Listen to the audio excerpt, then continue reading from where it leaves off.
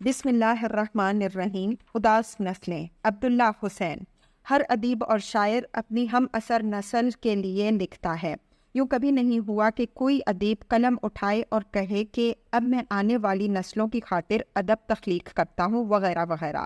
ہاں، اگر ایک کے بعد دوسری نسل بھی اس کے ادب کو اسی شوق سے پڑھتی ہے اور اس کے ساتھ اپنے کو اسی قدر منسلک و مربوط محسوس کرتی ہے تو یہ بات ادیب کے لیے گویا بونس کے طور پر ہوتی ہے، اور اس سے اسے وہ جو کہ آخر قلم کا مزدور ہی ہوتا ہے اتنی ہی خوشی حاصل ہوتی ہے جتنی کہ کسی بھی محنت کش کو عید کے موقع پر ایک ماہ کی زائد تنخواہ کے ملنے کی ہوتی ہے، اور وہ اس پر شکر گزار ہوتا ہے، گو کہ یہ کوئی عطیہ نہیں بلکہ اس کا اپنا حق ہوتا ہے. عبداللہ حسین. لندن، 1 جنوری 1984. ابا جان مرحوم کے نام. British India. And the people shall look into the earth, and behold trouble and darkness, dimness of anguish, and they shall be driven to darkness. Isaiah. سارا گاؤں مشکل سے 100 گھروں پر مشتمل تھا. اس گاؤں کا نام روشن پور تھا. یہ راستے سے ہٹ کر واقع تھا اور کوئی ڈاچی یا پکی سڑک کبھی یہاں تک نہ آتی تھی. اس طرف کے دیہات میں آمد و رفت کا سلسلہ اکوں تانگوں پر یا پیدل چل کر طے ہوتا تھا. ٹوٹی پوٹی ٹیڑھی میڑھی پگڈنڈیاں تھیں جو کثرت سے ایک دوسری کو کاٹتی تھیں. اکثر اوقات ایسا ہوتا کہ کسی اجنبی گاؤں میں پہنچ کر پریشانی اٹھاتے، مگر یہ روز کی بات تھی اور گاؤں والوں کو ایسے مسافروں کے ساتھ کھندا پیشانی سے پیش آنے کی عادت سی پڑ گئی تھی. بعض اوقات ان لوگوں کو پہر دوپہر سستانے کے لیے کھاٹ اور پیاس بجھانے کے لیے نصیب پانی بھی مل جاتا تھا. پگڈنڈیوں پر سارا دن سورج چمکا کرتا. دھوپ کی ماری ہوئی وہ بڑی مسکین اور صاف ستھری لیٹی رہتی، مگر ان کی کمینگی اس وقت ظاہر ہوتی جب کوئی سواری ان کے اوپر سے گزرتی. تب وہ پگڈنڈیاں گرد و غبار کا ایک طوفان اٹھاتی جو فضا میں دیر تک منڈلاتا رہتا، اور دور و نزدیک جو بھی انسان، حیوان یا شجر اس کی زد میں آتا یکساں سب کی دل آزاری کا سبب بنتا. کسان مسافروں کو غلط رستے پر ڈال دینا اور گرد اڑا اڑا کر آس پاس کے جانداروں کو تنگ کرنا ان پگڈنڈیوں کے پاس اپنی بدحالی پر خاموش احتجاج کرنے کے 2 مؤثر طریقے تھے. روشن پور جانے کے لیے آپ کو رانی کوٹ کے چھوٹے سے قصباتی اسٹیشن پر اتر کر ایسے ہی راستوں پر مغرب کی سمت دور تک چلنا پڑتا تھا. رستے میں آپ کو کتے ملتے. یہ ایسے ہی معمولی آوارہ کتے تھے جو ہر گاؤں میں ہوتے ہیں اور گاؤں والوں کی رائے یا خواہش کے بغیر ہی اپنے اوپر سارے گاؤں کی حفاظت اور دیکھ بھال کا ذمہ لے لیتے ہیں. یہ کتے عموماً قریب سے گزرنے والے مسافروں کو بیرونی حملہ آور اور گاؤں کی سلامتی کے لیے سخت خطرے کا باعث سمجھتے اپنے خدشات کا اعلان اونچی آواز میں بھونک بھونک کر کرتے اور اس طرح مخالفت کا اظہار کرتے ہوئے اگلے گاؤں تک تعاقب جاری رکھتے، جہاں وہ آپ کو اپنے جیسے ہی معمولی اور شکی المزاج کتوں کے حوالے کر کے باطمینان واپس لوٹتے. کمزور دل و دماغ رکھنے والے مسافر اکثر طیش میں آ کر رک جاتے، انہیں کوستے، پتھر اٹھا اٹھا کر مارتے، پیچھے بھاگتے اور طرح طرح کی حرکتوں سے ناراضگی کا اظہار کرتے. لیکن طبع سلیم کے مالک لوگ کتوں کی نسبت اپنے وقار اور برتر حیثیت کو زیادہ اہمیت دیتے اور درگزر کر کے نکل جاتے. اس طرح 14 کوس کی لمبی مسافت کے بعد گرد سے اٹے اور اکتائے ہوئے تھک ہار کر آپ روشن پور پہنچتے. یہ گاؤں نہر کے کنارے آباد تھا. نہر کا پانی یہاں کی زمینوں کو سیراب کرتا تھا. علاقائی طور پر اس گاؤں کی حیثیت کم از کم رائے عامہ کے لحاظ سے غیر مسلم تھی. ایک گروہ جس کا سربراہ گاؤں کا سب سے عمر رسیدہ کسان احمد دین تھا مدعی تھا کہ گاؤں صوبہ دلی میں، اور دوسرا گروہ جو سکھ کسان ہرنام سنگھ کی سربراہی میں تھا دعویٰ کرتا تھا کہ گاؤں صوبہ پنجاب میں واقع ہے. اس بات پر اکثر چوپال میں مناظرے ہوا کرتے تھے. بہرحال یہ امر مسلم تھا کہ گاؤں ہر 2 صوبہ جات کی مشترکہ سرحد پر کسی جگہ واقع تھا. اس گاؤں کی تہذیب بھی اسی دوئی کا نمونہ تھی. جو سکھ قوم کے افراد یہاں آباد تھے وہ پنجاب کے سکھ کسانوں کی طرح پہنتے اور کھاتے اور پنجابی زبان میں گفتگو کرتے تھے. ہندو اور مسلمان طبقہ یو پی کے کسانوں کی معاشرت کا روادار تھا. اس کے باوجود گاؤں کے 200-250 افراد بڑے امن اور صلح جوئی کے ساتھ اپنے اپنے طور پر اپنی اپنی زندگیاں بسر کر رہے تھے. روشن پور کی تاریخ مختصر اور رومانی تھی. اسے آباد ہوئے نصف صدی سے چند سال اوپر کا عرصہ ہوا تھا. اس لحاظ سے وہ اس علاقے کا سب سے کم عمر گاؤں تھا، جہاں ابھی اس نسل کے بھی کئی افراد بقید حیات تھے جس نے پہلے پہل آ کر یہ گاؤں آباد کیا تھا. جس وقت کا ہم ذکر کر رہے ہیں اس وقت دوسری اور تیسری نسل اس کی زمینوں کی کاشت کر رہی تھی. تاریخ کا سب سے مستند ذریعہ بہرحال بوڑھا کسان احمد دین تھا، جو عین جوانی میں جہاں آ کر بسا تھا اور ان چند کنبوں میں سے تھا جنہوں نے غیر آباد زمین میں سے روشن پور کا گاؤں آباد کیا تھا. یہ تاریخی کہانی وہ اس طرح بیان کرتا تھا. جب سن 57 کا قدر مچا تو نواب روشن علی خان ضلع رہتک کے کلکٹر کے دفتر میں معمولی اہلکار تھے. ظاہر ہے کہ اس وقت وہ نواب نہیں رہے ہوں گے. مڈل تک تعلیمی یافتہ تھے اور اپنی شرافت کی وجہ سے دوست و احباب اور گلی کوچہ میں قدر و منزلت کی نگاہوں سے دیکھے جاتے تھے. اس زمانے میں وہ اپنی بیوی اور نئی بیاتہ بیوی کے ساتھ شہر کے ایک پرانے حصے میں رہتے تھے. جس روز شہر میں بغاوت کی آگ بھڑکی اور ہندوستانی سپاہی انگریز افسروں کے خلاف ہتھیار لے کر اٹھ کھڑے ہوئے، اس روز شہر کے عوام میں بھی خوف و ہراس کے ساتھ ساتھ غم و غصہ کی لہر دوڑ گئی. کئی جگہ لوگ گلی محلوں میں اکٹھے ہو کر چھاؤنی سے آنے والی خبروں پر کان لگائے بیٹھے تھے. گو یہ سمجھنا غلطی ہوگی کہ وہ سب کے سب انگریزوں کے جانی دشمن تھے. رات پڑی تو سب شہری اپنے اپنے مکانوں میں بند ہو کر بیٹھ گئے. شام کے قریب روشن علی خان نے اپنے ایک علیل دوست سے، جس کی مزاج پرسی کی خاطر وہ اس کے ہاں تشریف لے گئے تھے، اجازت حاصل کی اور گھر لوٹے. اپنی گلی سے پچھلی گلی کے اندر داخل ہوتے تھے کہ چند قدم آگے ایک بھاگتے ہوئے شخص پر نظر پڑی. دیکھتے دیکھتے وہ سایہ لڑکھڑا کر گرا اور ساکن ہو گیا. انہیں تشویش ہوئی، تیزی سے بڑھ کر اس پر جھکے، لیکن اندھیرے کی وجہ سے کچھ پہچان نہ پائے. پھر آوازیں دی. ٹٹولا ناک کے آگے ہاتھ رکھ کر سانس کی روانی کو محسوس کیا اور صرف اتنا جان پائے کہ کوئی مصیبت کا مارا غش کھا گیا ہے. بغیر سوچے سمجھے اٹھا کر کندھے پر لادا اور چل پڑے. مضبوط آدمی تھے، ایک گلی آسانی سے چل کر پار کر لی. پر بے ہوش آدمی وزن دار ہوتا ہے. ایک جگہ جو کندھا بدلنے کو روکے تو کوئی سخت سی شے محسوس ہوئی. ٹٹول کر دیکھا تو اس شخص کی کمر کے ساتھ بندھا ہوا تپنچا تھا، ساتھ ہی ان کا ہاتھ خون سے لتھڑ گیا. وہ زخمی بھی تھا. ان کا ماتھا ٹھنکا، لیکن اسے اٹھائے ہوئے چلتے رہے. گھر پہنچ کر جو چراغ کی روشنی میں دیکھا تو یکلخت سرد پڑ گئے. ان کے سامنے سنہری بالوں والا ایک انگریز پڑا تھا جو ہندوستانی دکانداروں کے لباس میں تھا. اس کا چہرہ بے حد زرد اور سانس مدھم تھا. انہوں نے دوڑ کر دروازہ بند کیا اور اسے ہوش میں لانے کی تدبیر کرنے لگے. سب سے پہلے گھر کی عورتوں کو پردے میں کر کے اس کا لباس تبدیل کیا اور ٹانگ کے زخم پر، جو تیز دھار آلے سے لگایا گیا تھا، پٹی باندھی. پھر اپنی ماں کو بلایا. پہلے تو اس نیک بیوی نے مریض کے فرنگی ہونے کی روح سے اس کے نزدیک آنے سے انکار کر دیا، مگر پھر روشن علی خان کے اور اس کی بیوی کے، جو اس خوبصورت جوان کو قسم پرسی کی حالت میں دیکھ کر کافی غمزدہ تھی، منت سماجت کرنے سے اس کی دیکھ بھال کرنے پر رضامند ہو گئی. اس نیک بیوی کا مرحوم شوہر یعنی روشن علی خان کا والد چھوٹا موٹا حکیم تھا، اور گو اس کی وفات سے خاندان میں یہ پیشہ ختم ہو چکا تھا. پر اس واسطے سے مرحوم کی بیوی کو، جو مرحوم سے زیادہ طویل العمر ثابت ہوئیں، کسی حد تک حکمت میں دخل تھا. بہرحال اس سفید فام مریض کے سلسلے میں ان لوگوں سے جو کچھ ہو سکا انہوں نے کیا. یکایک گلی میں شور اٹھا اور چند لمحوں کے اندر شور قیامت معلوم ہونے لگا. پھر روشن علی خان کے گھر کا دروازہ دھڑا دھڑ کوٹا جانے لگا. گھر کے مالک نے کھڑکی سے جھانک کر دیکھا تو ہندوستانی سپاہیوں کی ننگی تلواریں اور برچھیوں کے بھائی مشعلوں کی روشنی میں چمکتے نظر آئے. گلی میں ہر طرف ہاہاکار مچی تھی اور سر ہی سر نظر آتے تھے. تھوڑی دیر تک اندر سے کوئی جواب نہ ملا تو باغیوں نے دروازہ توڑنے کا فیصلہ کیا. اول تو محلے کے لوگ گھروں میں دب کے بیٹھے رہے کہ جانے کس کی موت آئی ہے.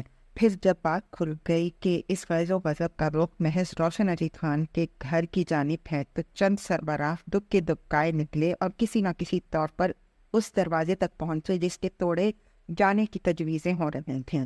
وہاں پر انہیں جو بتایا گیا وہ یوں تھا: کرنل جانسن چھاؤنی کے کمانڈنگ آفیسر بھیس بدل کر گھیرے میں سے بچ نکلے ہیں اور دلی پہنچنا چاہتے ہیں۔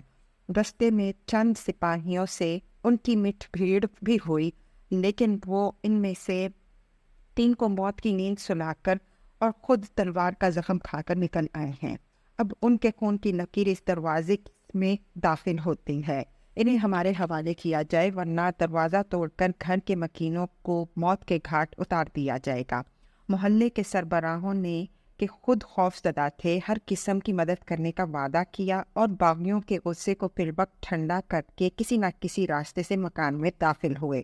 اب ہر ایک سربراہ اپنی اپنی پگڑی اتار کر روشن علی خان کے پیروں پر رکھ رہا تھا، منتیں کر رہا تھا، دھمکیاں اور کھرکیاں دے رہا تھا، پر ہمت کا دھنی روشن علی خان اپنے اٹل فیصلے پر قائم ہے کہ جان جاتی ہے تو چلی جائے، پر زخمی مہمان کو دشمنوں کے حوالے نہ کروں گا۔ اس کے بعد کے واقعات کے سلسلے میں داستان گو کے بیان میں بڑی گڑبڑ تھی۔ کبھی وہ کہتا کہ جب دروازہ توڑا گیا تو بہادر نوجوان نے ایک کندھے پر زخمی مہمان کو، دوسرے پر اپنی بیوی کو بٹھایا اور لڑتا بھرتا ہوا صحیح سلامت نکال لے گیا۔ کچھ موقعوں پر اس نے یہ بھی بیان کیا تھا کہ چند مصلحتوں کی بنا پر باغی دروازہ توڑنے سے باز رہے، مگر سارے علاقے کو گھیرے میں لے لیا اور رسد و رسائل کی تمام وسائل منقطع کر دیے گئے۔ یہ سلسلہ کئی ہفتوں تک جاری رہا، یہاں تک کہ اہلیان شہر پر فاقوں کی نوبت آ گئی۔ پھر خدا کا کرنا ایسا ہوا کہ فرنگیوں کو فتح نصیب ہوئی اور محاصرین کو نجات ملی۔ ایک حکایت یہ بھی ہے کہ روشن علی خان نے جب کوئی راہ فرار نہ دیکھی تو گھر کے فرش میں سرنگ لگانی شروع کی جو چھاؤنی میں جا نکلی۔ اس راستے سے وہ کرنل جانسن اور اپنی بیوی کو نکال لے گیا اور بالآخر محلے کے سربراہوں کی رائے سے جب گھر کا دروازہ ایک دن توڑا گیا تو گھر میں صرف ایک بڈھی عورت کی لاش ملی۔ یہ گھر کے مالک کی ماں تھی جو پہلے روز ہی صدمے کی وجہ سے راہی ملک کے عدم ہو گئی تھی۔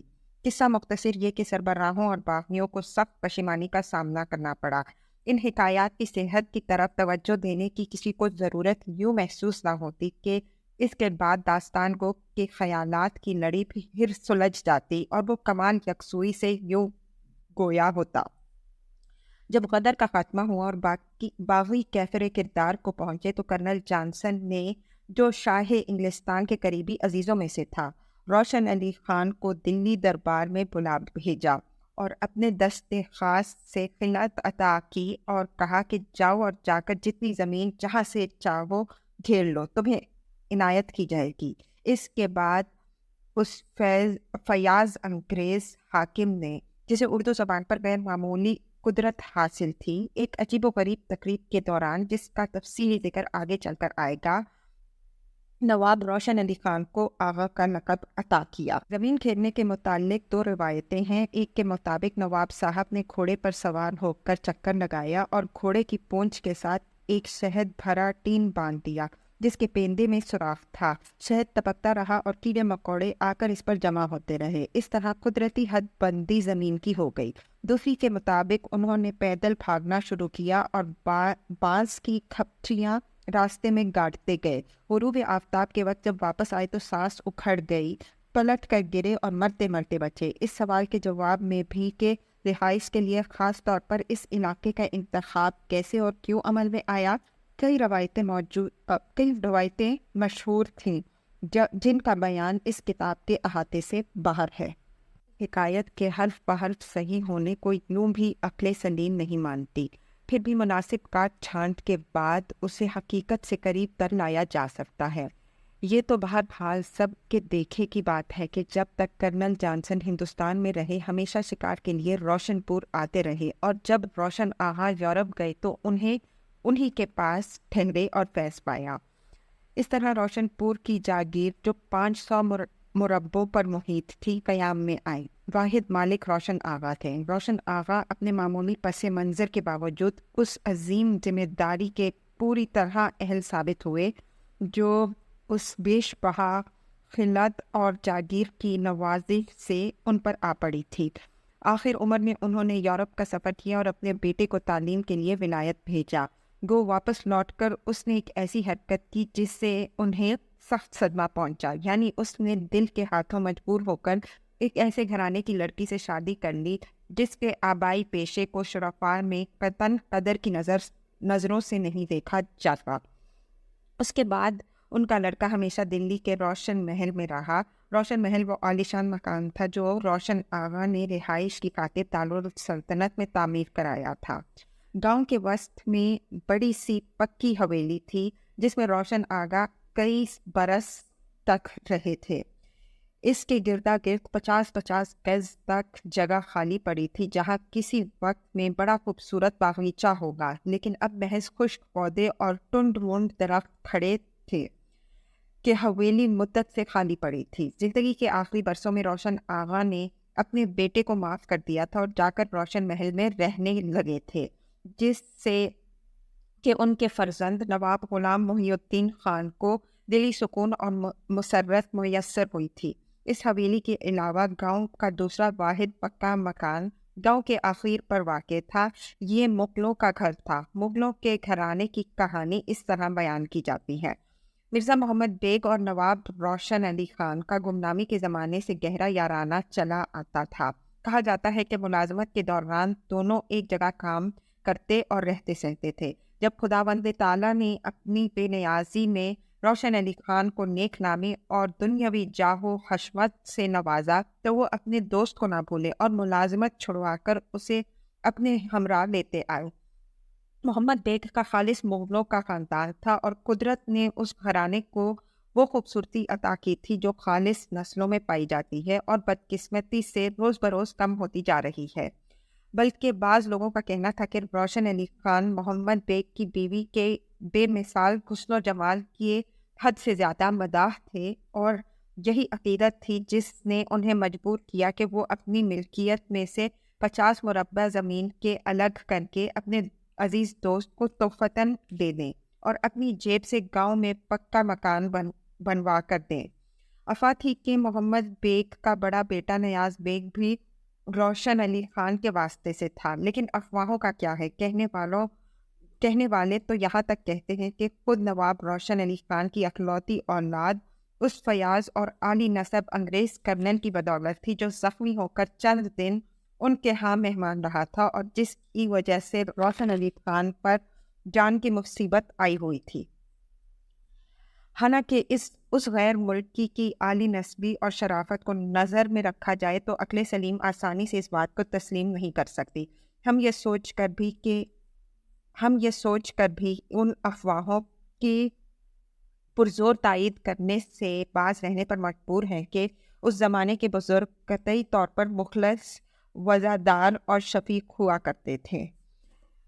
جتنا عرصہ مرزا محمد بیگ زندہ رہے بڑی خوشحالی کی زندگی بسر کرتے رہے اور دونوں کنبوں کی آپس میں محبت روز بروز ترقی کرتی گئی۔ محمد بیگ محنتی آدمی تھے اور صنعت و حرفت میں بہت دلچسپی رکھتے تھے، چنانچہ زمینداری کے ساتھ ساتھ انہوں نے گھر میں لوہے کے کام کی دکان کھول لی کہ ان وقتوں میں ایسے پیشے اختیار کرنے کو عار نہیں سمجھا جاتا تھا۔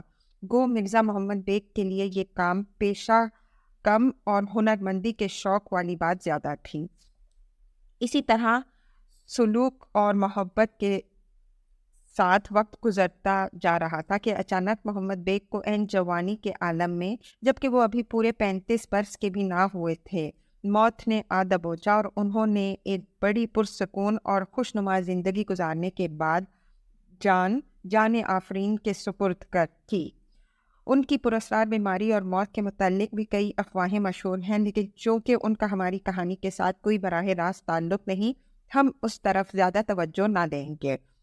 مرزا محمد بیگ کی وفات کے بعد ان کی بیوی اور بچے نواب صاحب کی خاص شفقت اور نگرانی میں پرورش پاتے رہے۔ بڑا لڑکا نیاز بیگ پورے قد کا بڑا گھبرو خوبصورت جوان نکلا اور باپ کے زمیندارے اور ہنرمندی کے شوق ورثے میں پائے۔ وہ عمر بھر گاؤں میں رہا اور یہی کام کرتا رہا۔ اس کی ماں نے اس کی شادی اپنے جیسے ایک خالص نسل مغر گھرانے میں کی اور بڑی خوبصورت اور خوب سیرت بہو بیاہ کر لائی۔ شادی کے 15 سال بعد خدا نے اسے بیٹا عطا کیا، لوگوں کا کہنا ہے کہ نیاز بیگ کی ماں نے پوتے کی پیدائش کا اتنی شدت اور اتنے شوق سے انتظار کیا تھا کہ اتنے لمبے عرصے کے بعد اس اچانک خوشی سے جو صدمہ پہنچا اس سے وہ جان پر نہ ہو سکی۔ ماں کے مرنے کے بعد نیاز بیگ نے ایک اور عورت کو گھر میں ڈال لیا۔ یہ دوسری عورت کسی نیچ ذات سے تھی۔ چھوٹا بیٹا ایاز بیگ 5 سال تک اسکول میں پڑھنے کی خاطر جاتا رہا کہ اسے پڑھائی کرنے کا شوق تھا۔ پھر اچانک اس کا اس کام سے جی اٹھ گیا اور وہ گھر سے بھاگ کر ریلوے کے محکمے میں ملازم ہو گیا۔ اس کے کئی سال بعد وہ گاؤں لوٹا۔ پھر ایک ایسا واقعہ ہوا جس کی وجہ سے اس گھرانے کے خوشگوار دن یکلخت غائب ہو گئے۔ نیاز بیگ کو حکومت کے خلاف کسی جرم کے الزام میں پکڑ لیا گیا اور چند روزہ عدالتی کارروائی کے بعد 12 برس قید بامشقت کی سزا ہوئی۔ وہ چند دن جب مغلوں کے اس باعزت کنبے پر بدقسمتی وارد ہوئی ابھی تک گاؤں والوں کے حافظے میں محفوظ ہیں اور اس کا ذکر کرتے ہوئے اب بھی لوگ آواز نیچی کر لیتے ہیں اور رنج سے سر ہلانے لگتے ہیں۔ حکومت نے اسی پر اکتفا نہ کی بلکہ ان دونوں بھائیوں کی زیادہ تر زمین ضبط کر لی اور تھوڑی سی جائیداد جس پر نیاز بیگ کی دونوں بیویوں کا بمشکل گزارا چل سکتا تھا چھوڑ دی۔ اب اکیلی رہتی ہوئی وہ دونوں عورتیں بڑی اسرت اور تنگی میں بڑھاپے کا انتظار کرنے لگیں۔ اس طرح گاؤں کے اس اکلوتے آزاد گھرانے پر قدرت کی طرف سے بدبختی اور ذلت نازل ہوئی۔ چھوٹے بھائی ایاز بیگ نے اس واقعے سے بددل ہو کر گاؤں چھوڑ دیا، لیکن جاتے ہوئے وہ نیاز بیگ کے لڑکے نعیم کو، جو اپنے باپ کے جیل جانے کے وقت 3 سال کا تھا، اپنے ساتھ لیتا گیا۔ اسے اپنے بھتیجے سے بڑی محبت تھی۔ ایاز بیگ معمولی تعلیم و تربیت کے باوجود اس خداداد ذہانت اور صلاحیت کا مالک تھا جس کے بل پر بہت سے معمولی آدمیوں نے دنیا میں ناموری پائی ہے۔ اس کا اس نے پورا فائدہ اٹھایا اور عمارتی تعمیر کے کام میں کمال فن حاصل کیا۔ ہوتے ہوتے وہ کلکتے کی ایک مشہور تعمیری فرم میں انجینئر کے عہدے تک جا پہنچا۔ اس نے تمام عمر شادی نہ کی، تنہائی پسند اور ستھرے مزاج کا آدمی تھا۔ بہت روپیہ کمایا لیکن کبھی گاؤں نہ لوٹا۔ نعیم کو اس نے بہترین انگریزی اسکولوں میں تعلیم دلائی اور ساری امیدیں اس کے ساتھ وابستہ کر دی۔